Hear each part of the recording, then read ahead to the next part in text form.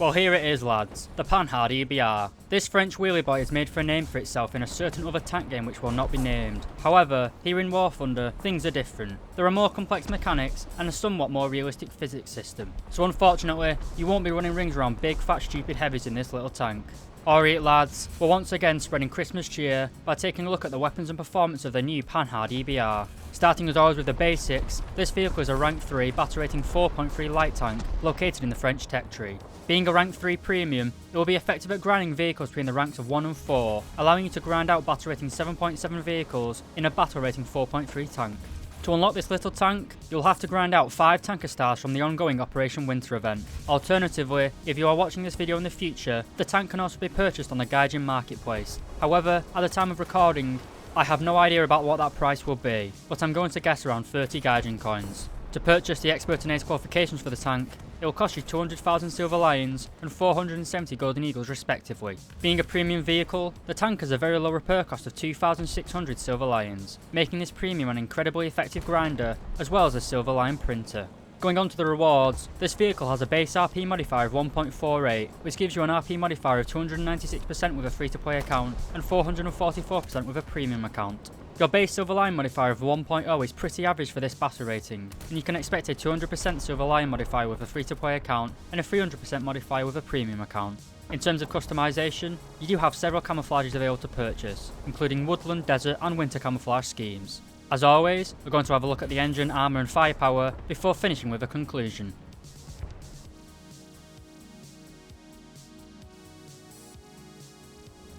Okay, so starting with the engine and performance, and the EBR is powered by an engine producing 200 horsepower. Combined with the vehicle's weight of 15.2 tonnes, it gives the tank a power to weight ratio of 13.2 horsepower per tonne. This is pretty bad to be honest, and upon playing this tank, especially if you're used to seeing it in World of Donkeys, you will notice just how sluggish this tank is. Compared to the Italian R3, the EBR is like the Churchill gun carrier. The acceleration is pretty poor, and you feel sluggish when moving. This is made much worse when travelling on soft or sandy terrain, so make sure to allow extra time for retreat across snow or desert. Moving on to the transmission, and you have the same top speed, both forwards and reverse. As the EBR is designed to have a driver at either end of the vehicle, you can reach 105 km/h in either direction. These top speeds are pretty good, but don't be fooled, the low acceleration means you will never reach these speeds in game, preventing you from retreating at top speed. Another important aspect of wheeled tank design in game is the torque. This is essentially the low speed power of a vehicle. Wheeled vehicles in War Thunder suffer greatly when trying to climb hills, as they don't have as much traction as their tracked companions. From what I can tell, the EBR has pretty poor traction. It's very hard to climb cliffs and hills. This makes it very hard to peek over and take shots, as your engine just doesn't have the grunt to get over an incline.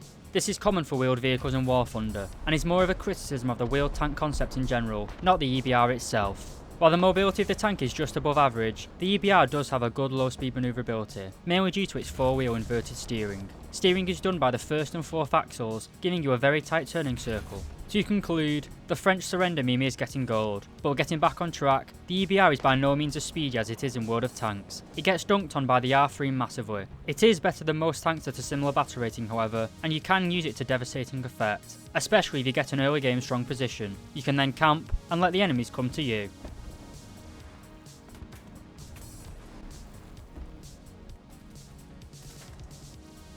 Okay, moving on to the armour and survivability, and the first thing to mention is that the EBR has a crew of 4 men. This gives you relatively good survivability, mainly due to the spacing of the crew, with 2 in the turret and then a driver at either end of the vehicle. However, only the front driver is actually classed as a driver in game, with the driver at the rear being classed as a loader. This means if your driver in the front of the tank is knocked out, you cannot use your rear driver to escape. This may change in the future, but at the time of the recording, it's kind of annoying. The spacing of the crew, however, may save you from instantly dying, but with most tanks at this battle rating firing rounds with high explosive filler, getting hit in the EBR will result in you exploding like the Britannia at Mers El Kabir. And you will easily explode if hit. As you can see, the ammunition in this vehicle is stored in a worse state than a British battlecruiser at Jutland, storing ammunition in the turret bustle as well as in the hull below the turret. A round hitting this tank is likely to kill multiple crew as well as hitting the ammunition, so try to avoid direct engagements at all costs. Moving on to the armoured performance itself, and to test this, we'll be using the BR271K shell as fired by the T-34-57.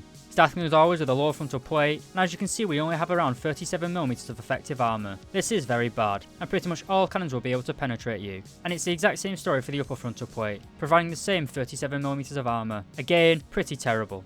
Moving up to the turret, and it is slightly better, but it's still not enough to make a difference. The base of the turret provides around 55mm of armour, and the oscillating part of the turret provides just 65mm of armour. This will protect you from high explosive splash and very early AP rounds, but most tanks of your battle rating will have no issue penetrating you frontally. If we turn the camera to the side of the vehicle, both the hull and turret provide less than 20mm of armour, making you pretty much vulnerable to everything larger than a 50 caliber machine gun, as well as most high explosive rounds in the game. And finally, the rear of the hull provides the same armour protection as the front of the hull, and the turret again provides just 20mm of armour. Overall, no one plays the French tanks for their armour, especially this vehicle. Like in World of Donkeys, the EBR must use its above average mobility as its main source of survival. Your ammunition layout and weak amper protection do not allow you to brawl in this tank. Find a nice hiding spot and put your amazing gun to work.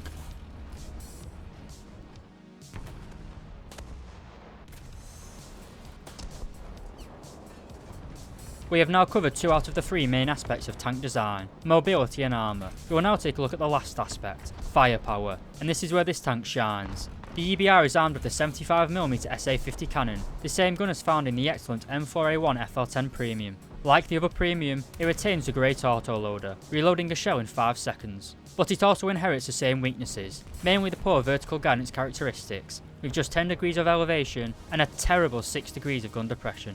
The autoloader holds 12 rounds in total, giving you an insane amount of firepower, and as we'll see shortly, the round you're firing downrange is very powerful as well. But before that, we'll take a look at the reloading skill under the loader section, and you can see that we have a constant 5-second reload rate. This is due to the EBR featuring an autoloader. This obviously replaces the loader and gives you a constant fire rate of 12 rounds per minute. While this isn't the best reload time at this battle rating, it is still incredibly competitive. Moving on to the targeting skill under the gunner section, and we can see that you have a base turret rotation speed of 21 degrees per second, which rises to 30 degrees per second with an ace crew. Next we move on to the modifications, and I want to point out this tank gets access to smoke grenades as well as the airstrike modification, allowing you to spawn a plane for significantly less spawn points. On top of this, you also get a nice wide field of view in the gunner's sight as well as a constant 7.5x zoom. This makes dealing with medium and long range targets very easy, but can be a little bit tricky to use against close range targets. Moving on to the ammunition, and we have 2 rounds available, both of which are stock, meaning they are free. Your first round is the 75mm high explosive shell. It travels at a muzzle velocity of 753 meters per second, and with its explosive charge of 675 grams of TNT, it is able to penetrate 10mm of armour. In my opinion, this round is pretty useless, and shouldn't be carried. Your second and most powerful round is the POT-51 APC shell. This is an armor-piercing cap shell. This increases its penetration against angled armor, but the lack of a ballistic cap means penetration drops sharply at long range. This round has a muzzle velocity of 1000 meters per second, the same velocity as the round fired by the legendary Tiger II. This makes aiming at long range relatively easy, and with your 182mm of penetration, you will not struggle to penetrate anything you meet. And finally, the EBR also has a coaxially mounted 7.5mm machine gun. Overall, the firepower of the EBR is fantastic. It combines a powerful shell with a fast reload. You out-penetrate most of a tanks of your battle rating, and more importantly, out-fire them. If you both miss your first shots, you can easily reload before most opponents.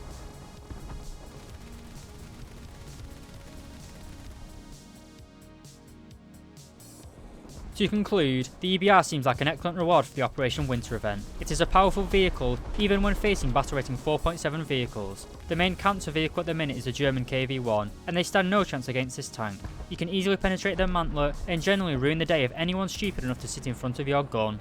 The tank is decently mobile, but there are plenty of other vehicles faster than it. The tank's traction is also quite annoyingly low. It frequently struggles to get up hills and to break down walls. Its low speed acceleration is also pretty poor. It does take a while to get up to speed, but to be fair, when it is at top speed, it is pretty fast. While the tank is mobile, it's certainly no Radkampf Wagen 90. The armour is of course a meme, and you will be annihilated by pretty much everything at this battle rating.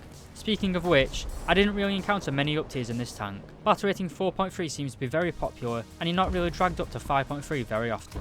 In terms of battle ratings, even when I intentionally up tiered this vehicle to 5.7, it still performed well against Tigers. So if the EBR does get bumped up to 4.7 or to even 5.0, I think it will still be a good little premium. If it goes to 4.7, it will fit nicely alongside the premium French Sherman, and if it goes to 5.0 or higher, it will partner the Belle Delphine Panther very nicely.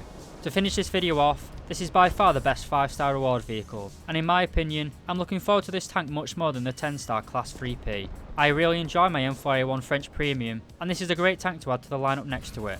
I think it is well worth grinding out the 5 stars, and I imagine you'll have as much fun playing this tank as I did. It is important to remember, this is just my opinion. What do you guys think of this French minigun? If you have any questions, criticism, positive or negative, or would even like to request a review, then please feel free to leave a comment below. I hope you guys enjoyed this video. If I did my job correctly, hopefully you should have learned something new about this vehicle. If you do enjoy these sorts of videos, please do consider leaving a like and subscribing. But more importantly lads, I hope you have a great day and have a very happy Christmas.